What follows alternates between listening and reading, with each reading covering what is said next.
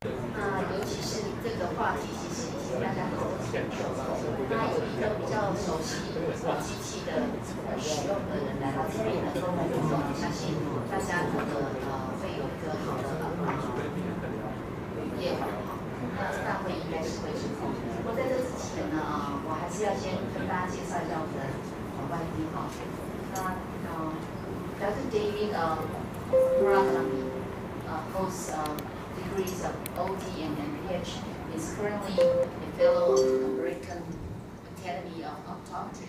He is currently an employee of Johnson & Johnson Division and works within the Medical Affairs Department, focusing and supporting the ocular surface disease platform for the company.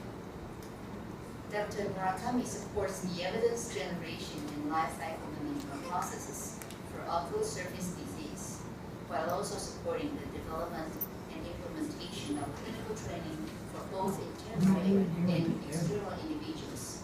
Prior to Johnson & Johnson conducted clinical research on dry eyes and myopic lens dysfunction. He obtained a Bachelor of Science degree in biochemistry and cell biology from the University of California, San Diego, before moving to Boston to receive his Master of Public Health from Boston University. So as the implementation of liquid view and liquid flow is still limited in the past 5 years, we expect an inspiring and fruitful meeting tonight. So let's welcome Dr. David Murakami. Thank you so much, Dr. Chen. Thank you so much for all of you for spending your busy evenings with all of us tonight. I hope that in this next couple hours together that we have an open conversation talking about MGD, how we can address that with the devices that I'll go over later today. And the story of Johnson & Johnson Vision, they really focus on patient health and patient experience and satisfaction. And they have a long history of doing that with contact lenses, our portfolio of refractive and cataract devices. And I think now that they've added a whole platform dedicated at looking at the ocular surface, they're really looking at the patient's visual needs from a very holistic front to the very front surface to their other components of the vision. So I'm excited to bring to you a conversation about the ocular surface and a little bit about MGD in general, talking about some of the clinical efficacy of the liquid flow, and after that we'll go into more discussion on the devices, what the devices entail, the actual technology, and some of my perspective of the U.S. model, what makes for a successful clinic, so that we can learn from some successful clinics abroad.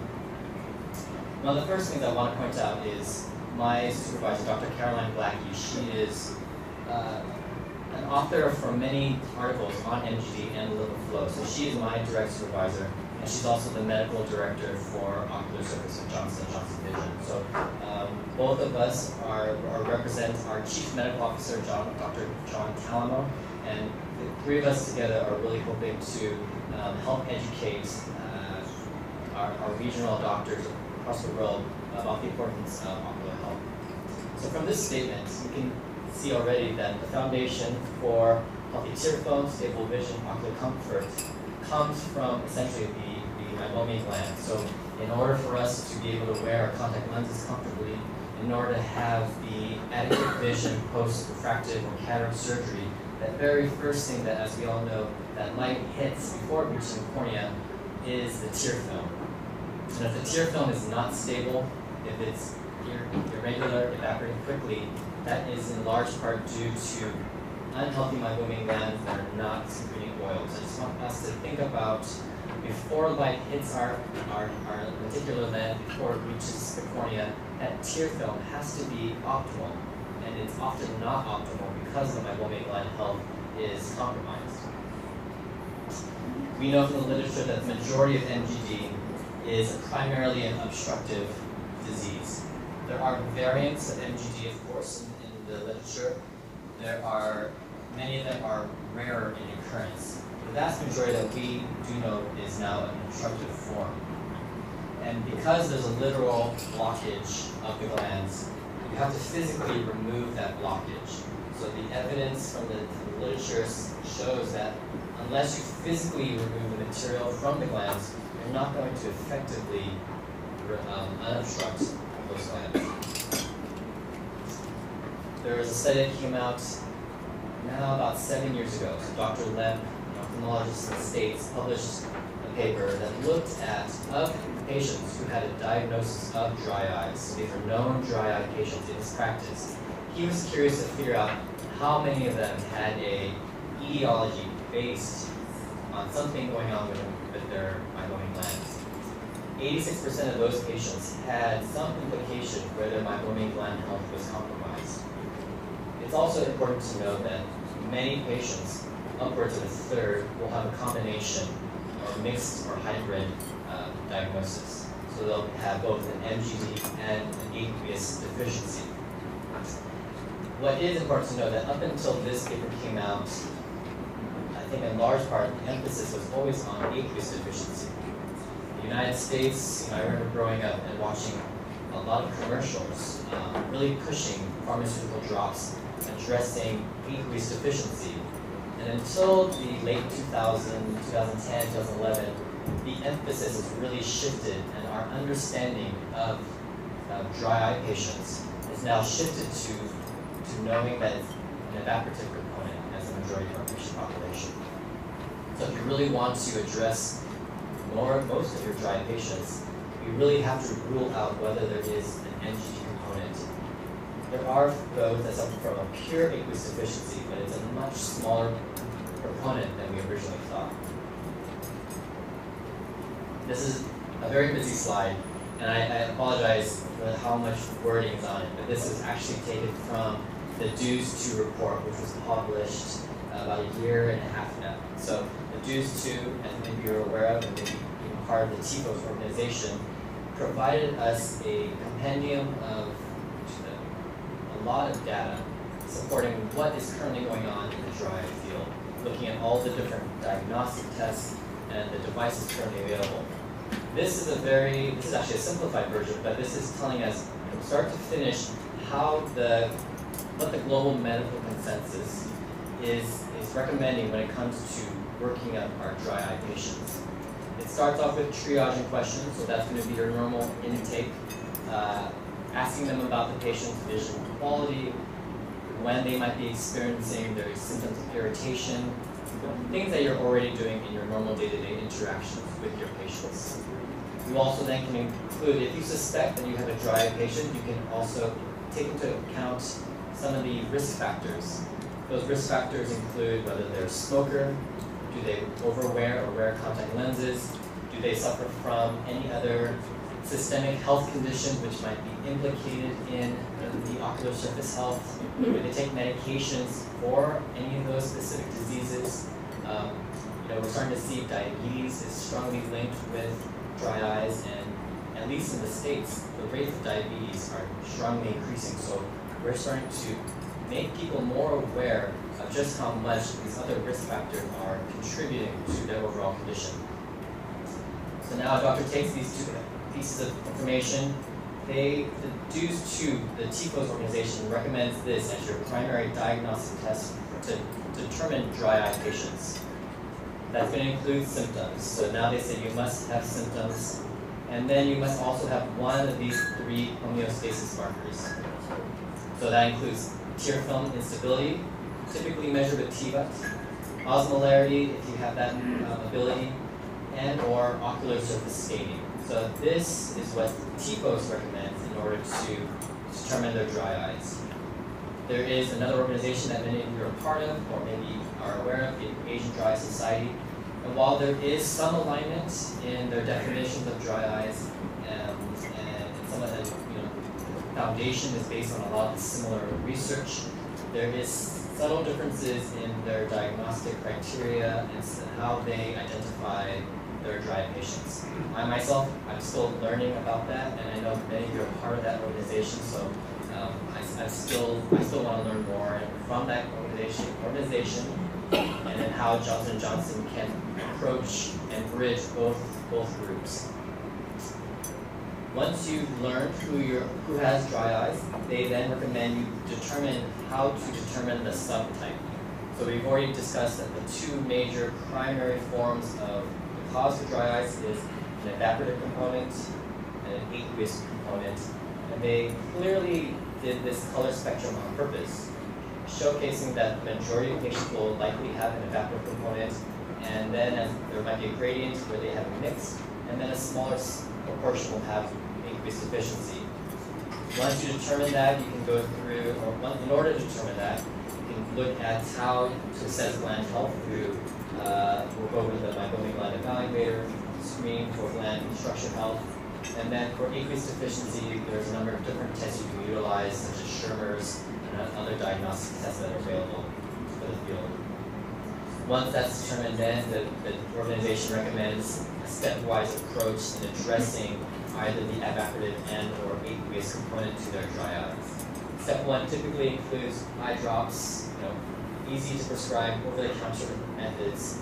Step 2 is where they really get into lipid flow and addressing the actual obstruction of the gland. So very early on in their recommendations, they are already recommending something be done about the obstruction. They recognize that obstruction is a huge problem when it comes to dry eyes. So providing the appropriate treatment to remove the obstruction, whether it be overflow or manual expression, something should be addressed in order to unblock those glands. Steps 3 and 4 are more advanced methods to treat. It includes sorphies, amniotic membranes, autologous serum drops, all of which may be useful for more severe advanced patients that aren't necessarily your go-to for your average dry eye patient. So this is from the DEWS 2 report. You can access it free online, and I'm happy to discuss this a little bit more in depth. But this is just to give you an idea as to what the Tear Film and Ocular Surface Society recommends when it comes to going from start to finish with specifically your dry eye patients, and how you might be able to incorporate the meibomian gland health evaluation within this SOP.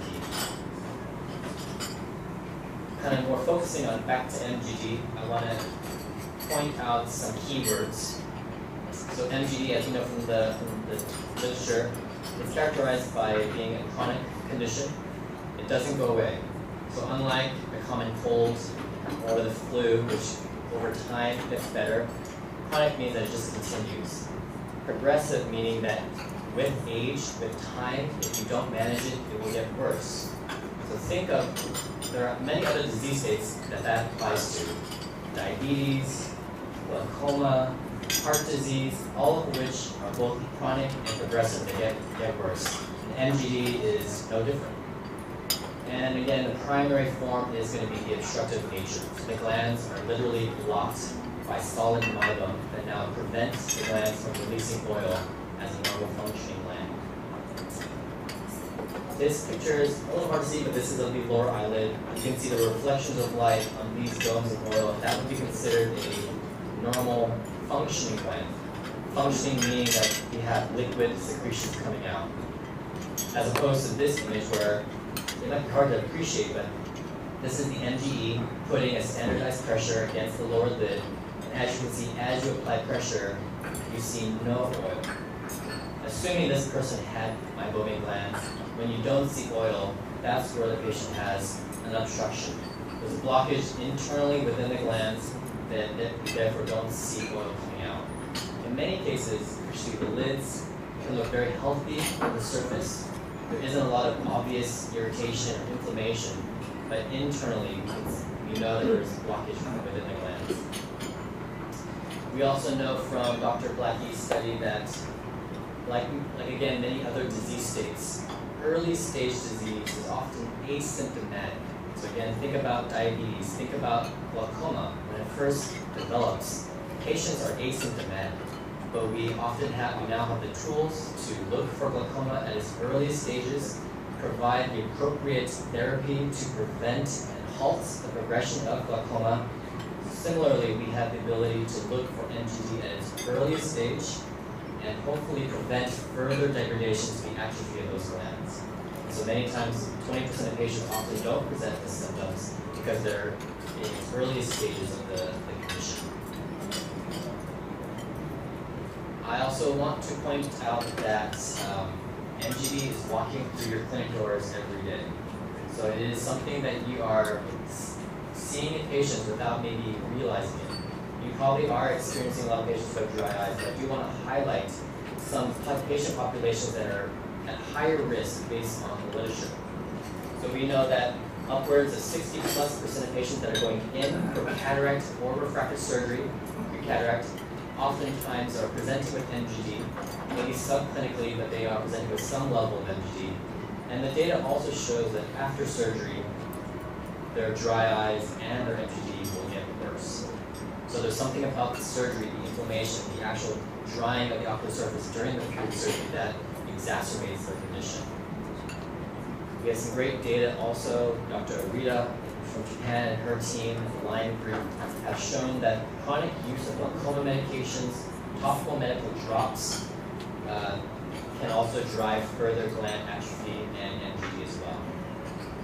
Contact lenses. So I saw a great statistic the other day where contact lenses, the percentage of patients wearing contact lenses in Asian nations is much higher than anywhere else in the world. Specifically Japan, but that also included China and Taiwan. And so knowing the number of patients that are wearing contact lenses, knowing how important that is for patient populations regionally, it is no surprise that we're also seeing high rates of MGD in this patient population. We've already established a study about dry eyes, upwards of almost 90% of patients who have a diagnosis of dry eyes. These are patients who are saying, my eyes burn by the end of the day. We would expect almost 90% of those patients who also suffer from dry MGD. And last is something that can apply to a lot of people. So maybe you're not seeing a lot of glaucoma patients, maybe you don't fit contact lenses, but many of your patients are probably own a computer. Many of them own multiple screen devices, and we're seeing from the literature an astronomical rate of MGD dry eyes when it comes to using video display terminals, VDTs, computers. We have some data now, preliminary data looking at the rates of MGD in our youngest population of patients, as young as 4 years old. And that shouldn't be a surprise since we see younger and younger patients who are born with computers, TV, and screen devices. So when it comes from the US perspective, a lot of the more successful practices will often target these high-risk populations when it comes to who they're going to screen for their meibomian gland health. A lot of the high surgical centers will include an MGD evaluation prior to for all their cataract patients, and oftentimes will start bundling the treatment with their premium IOL patients. Same goes for these other populations of patients. A lot of optometrists who are fitting contact lenses. If they know their patient is going to be fitted with a lens, they put them through MGD evaluation as part of that normal protocol. By screening more patients, you're able to look for more MGD, and by finding more MGD, you then have the ability to have a conversation, educate them on the disease state, and then offer the appropriate treatment if possible for them. The LipiFlow, so this is the console. It's worldwide, about 200,000 treatments and counting. One of the strengths, besides the technology, so in the second half I'll talk about the actual device, how it works, what are some of the key components to the actual technology. But what many don't realize is the number of studies that support efficacy. We have 5 randomized controlled clinical trials that showcase the efficacy anywhere from 3 to 12 months from a single treatment. We have now, at this point, over 40 peer-reviewed reports and abstracts, most of which are non-sponsored, that have shown the consistency in improving gland function, which is the primary target goal for the LipiFlow. And going into the actual release and launch of LipiFlow in 2012, there was many hours and years involved with the development of the LipiFlow, the activator, the LipiView, and the LipiView 2 devices. So a lot of thought went into the actual devices, I hope to impress upon you just how much time was spent in just the design of it and the overall treatment. So there'll be a 4-week break. I'm going to go over a few clinical papers. This one is our 12-month data. So I often get asked, well, does it work? And that is a question that is definitely worth asking. So the LipiFlow, again, is intended to treat the blockage. The treatment unblocks, melts the material, and the point is to upregulate gland function. So here in this 12-month study, at baseline, the average number of functioning glands was 6.4. We have about 25 to 30 glands or lower lids. You do not need all 30 functioning at once to maintain a stable tear film. And actually, they go through periods where they don't all function at the same time. They kind of take turns, essentially, and that's what's been reported in the literature. But on average, we probably need upwards of 10 to 15 functioning glands to maintain a fairly healthy tear film. 6.4 is definitely in that range where we're starting to see a deficiency in tear film. We start to see more symptoms when you get to this range. So this was one of the qualifying inclusion criteria. They had to have a very low number of functioning glands in order to be included in this study. After they provided the treatment, they followed them every 3 months for that first year. And as you can see here, what was maintained was a tripling of the number of functioning glands. And that continued through the end of the study at 12 months. So again, a threefold improvement in the number of functioning glands from 6 upwards to around 17 to 18. And again, that was measured with the Meibomian gland evaluator, which we'll go over what that device does, but that measures gland functionality. This same study also looked at patient symptoms. So the patient's experience and your communication with patients will often include how the patients feel. And that's a very understandable component to your examination. So in this particular study, and in many studies, we have shown that there is also a reduction in patient symptoms. So in this particular case, you can see that upwards of almost 90% of patients had a reduction in their symptoms by more than a half. That was sustained through the end of that 12-month study. Now, would we have liked to show you data 24 months out? We would have loved to do that. But of course, there's limitations when it comes to the logistics of the study, finances, and getting information out to be used clinically, so they capped it at 12 months. There is data from smaller studies that have shown sustained effects up to 18 months, and Dr. Greiner, ophthalmologist in Boston, has shown that 3 years out from a single treatment, he was able to maintain gland upregulation.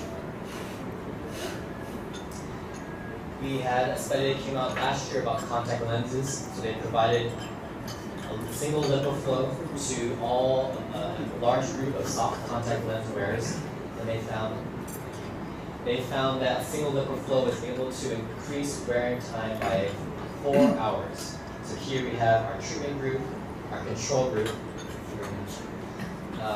and after the treatment, they followed them at 3 and 4 months, and they found that there was an improvement in their wearing time. Like all LipiFlow studies, they do a crossover. So the group that was the control group eventually got treated as well, and you can see here that they showed a similar improvement in wearing time. So both groups increased in wearing time, but of course, from baseline, we had nearly a 4-hour improvement. When it comes to contact lenses, being able to wear your contact lenses 4 hours more on average comfortably is extremely powerful for patients who depend on contact lenses for their vision, depend on contact lenses to do their daily, whatever they have in their daily lifestyle. So that's certainly something, a very powerful message that we can provide to our patients when it comes to LipiFlow and our soft contact lenses. And the last study that I want to go over before we break is this data on file. So this is data that hasn't yet been published. They've conducted all the research. It's currently being written up, and it's only a matter of several months until this gets formally published in an article and journal. But this looked at pre-treating our cataract patients with LipiFlow before surgery. So they provided LipiFlow 1 month before cataract surgery. And in our treatment group, you can see here that when they remeasured their symptoms at 1 month and at 3 months, you can see there was a decrease in their symptoms. And this was measured with the SPEED questionnaire, as opposed to our control group, who did not receive LipiFlow but underwent cataract surgery. Predictably, their dry eye symptoms were elevated, as we see from your daily experience and what we know from the literature. So, and this graph doesn't show it, but very similar to previous papers, the gland function improvement was also sustained and showed improvement in the treatment. The last paper that I want to talk about that's not on the slide is a recent meta-analysis. So Dr. Pang and his group, and their group in Taiwan, looked at, basically published a meta-analysis of all the LipiFlow studies, and that was published about 2 months ago. So this meta-analysis basically asked, does LipiFlow work when compared to a standard warm compress? And they found that when they were able to analyze 4 clinical trials from the past, they were able to make that conclusion that LipiFlow was more efficacious than a standard warm compress in treating meibomian gland dysfunction. So having a meta-analysis is another strong tool for us to refer back to. And it's nice to know that a Taiwanese group of doctors published that paper. Before we break, is there any questions on MGD, some of the prevalence factors, and or any of the clinical data I could answer now?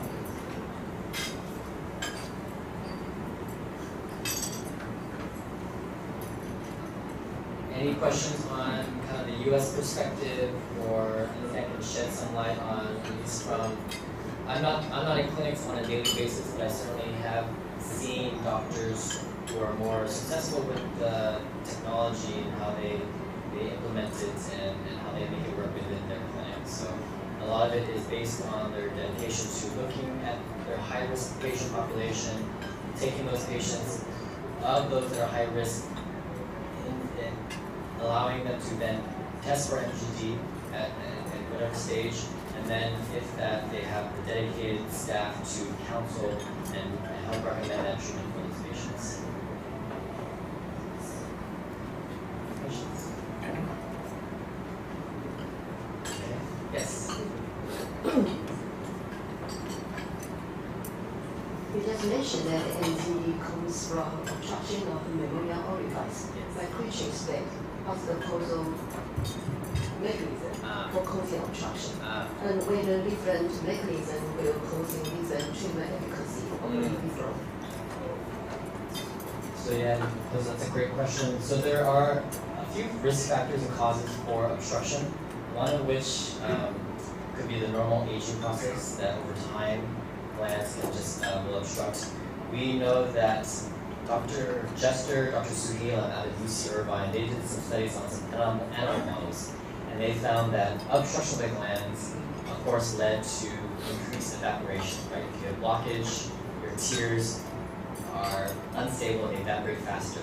But that actual desiccating stress of the ocular surface, the body senses that desiccating stress, which feeds back into more obstruction. So what they found in their mice, they would cauterize the glands, put the animals in a low humid environment, and then be able to see how the glands atrophied at a much quicker rate because of their lifespan. What they then determined is that somehow the body is responding to this desiccation. It tries to produce the oil, meibum, at a faster rate, so there's an advanced, accelerated aging of the stem cells, the meibocytes. Because of that accelerated aging, the oil that gets produced is not the type, the quality is not optimal. It's less viscous, it's more likely to lead to further obstruction, so it feeds back into this loop. So MGD leads to desiccating stress. The desiccating stress leads to these physiological changes, pathophysiological changes within the gland, the acini and meibocytes, the stem cells, which then further feeds back into more gland obstruction. that's one huge factor. So a lot of things that also increase desiccating stress could be environment. So people who live in higher altitudes or drier climates. Contact lenses again. Obviously, the minute you put a contact lens on the eye, the tear film is disrupted. It's no longer stable, so it's going to evaporate much quicker. Chronic use of topical medications also disrupt and increase the evaporation. And so you can imagine that all these factors that drive more evaporation of the ocular surface feeds back into this loop that essentially drives more obstruction. So if we can manage at least the obstruction component, we can certainly address and not fully prevent, but somehow halt this weird cycle that the meibomian glands go through. But of course, there are other systemic conditions. There potentially is higher rates in females. There are other risk factors and autoimmune conditions that also drive this, so that's where it gets complicated because there could be many risk factors. And in addressing your second question, how can it, based on the severity of the meibomian glands, is that the obstruction? Physiology? Yeah, the pathophysiology. So, lipoflow is intended to treat meibomian gland dysfunction, but of course we know that MGD comes in a range of severities, right? So ideally we're catching at an earlier stage when we still have meibomian glands to treat. But because the technology hasn't been around long enough, we're still seeing patients who are presenting with a lot of gland atrophy and a more severe stage of the disease. Ophthalmologist in Germany, Dr. Finnis and his group, they found that if a person had more than 2/3 gland atrophy, they were at greater risk for not having symptomatic relief from the treatment, even though functionally their glands could still be functional after the lipoflow. So when it comes to patient selection, looking at which patients will respond to lipoflow, of course the communication, how you manage the patient's expectations will be determined on the level of severity, like any diseases. But ultimately, function can be improved in a variety of severities, but the symptomatic relief, the ability to reduce symptoms, is going to be different depending on severity of MGD, any other comorbidities that they're suffering from. Maybe they have an aqueous component as well, and those all need to be managed in a kind of cohesive manner, at the same time often. Of that situation.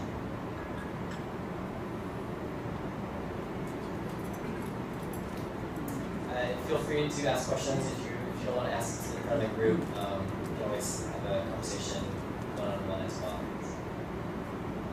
Yes? I would like to know the slide you showed, the meibomian gland score. The score baseline is point around. Oh, yeah. Increase, yeah. Now, how many glands you measure?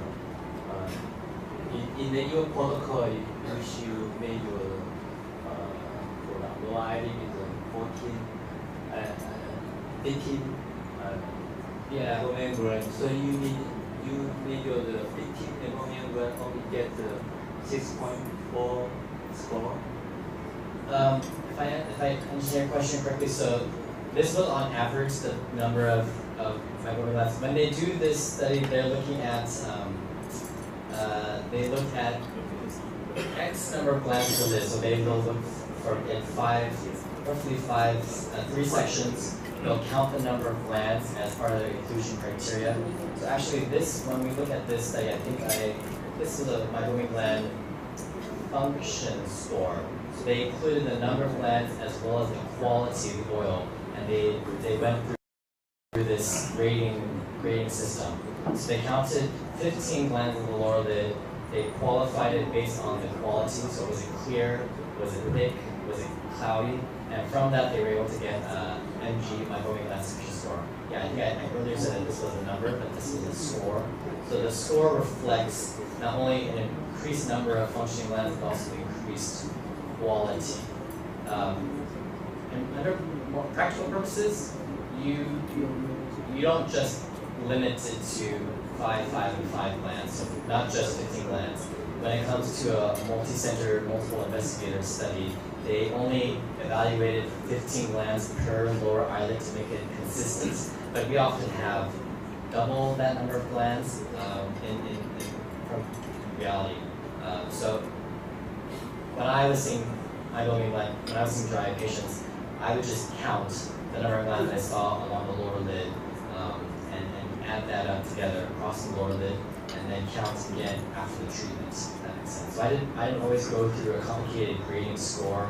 I didn't go through qualifying it based on clear or cloudy. That's one way to generate and evaluate the meibomian gland, but all liquid flow studies do quantify quality and quantity. And that's your question? Yeah, because in my practice, I try to squeeze the meibomian gland. Yeah. And even the normal my resident, the score is still very low. Yeah. So is that with the meibomian gland evaluator? Yeah. So and that's after the liquid flow is still low? Oh no, she did not receive the video flow. Oh, okay. I just want to measure the normal patient, how can you get the meibomian gland score?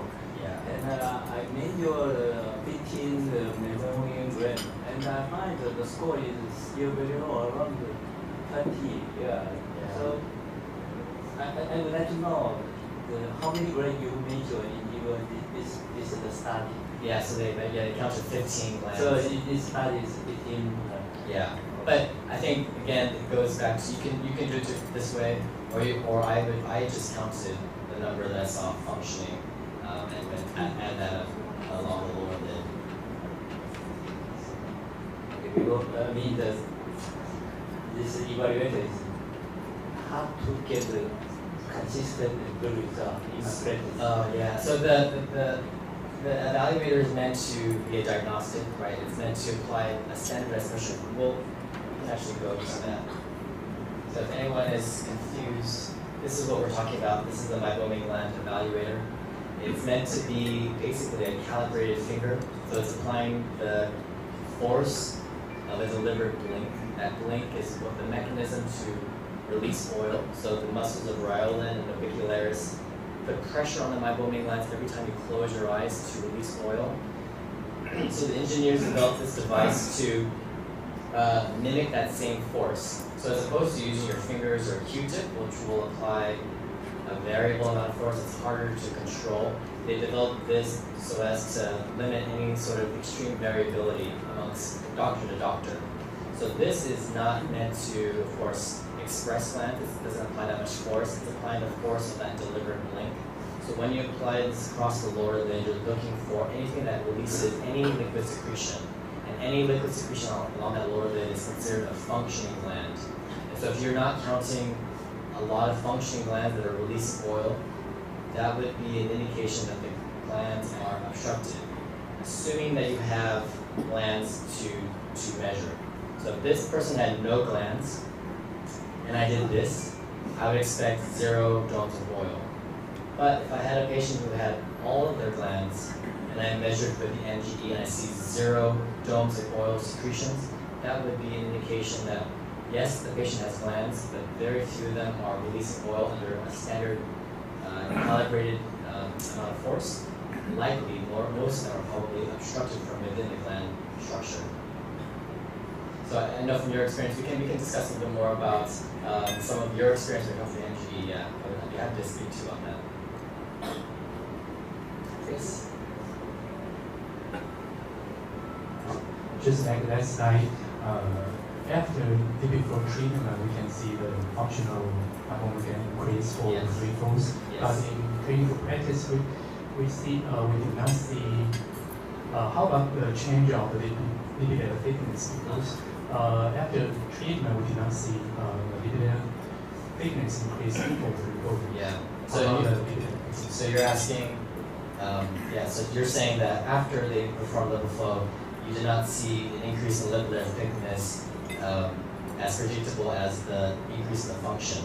And that makes sense because the lipid layer thickness, the tear film, let me go back, the tear film is such a dynamic interface. It is constantly changing from every blink. And there are many factors which influence the thickness that the lipid view 2 is able to capture. It can be as simple as someone rubbing their eyes to a fan blowing their eyes, which can often affect that thickness. So while the lipid view 2 is very accurate in what it measures, it's unable to determine any of the various factors which might affect the overall thickness. And the factors that affect the overall thickness aren't necessarily an indication of treatment failure. And I say that because, again, the dynamic nature of the tear film, you could have lipoflow, you could have, the result is increased functionality, but if the patient slept in their contact lenses and took them out right before the test, if they were rushing over here, rubbed their eyes, or were in an air-conditioned room, and you put them in front of the lipid view 2, predictably you're going to have a very low number. And maybe it's not as extreme as that. Maybe it is something a little bit more normal. But that's just to illustrate there are a lot of factors which affect that lipid thickness measurement, which may not always be a true reflection of the lipid layer, the meibomian gland function improvement. So it always goes back to our primary metric for looking at gland health is going to be function and structure. Function is measured with the MGD. And this will be your way to look for function after treatment, for successful treatment. Yeah.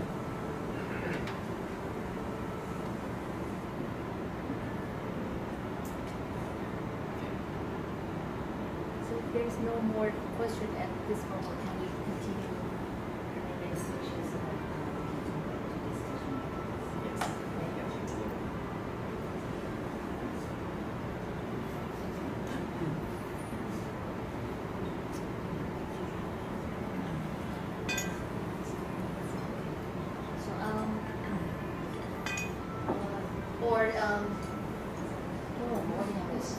So can we just stop for a break and then continue? Okay. Okay, great.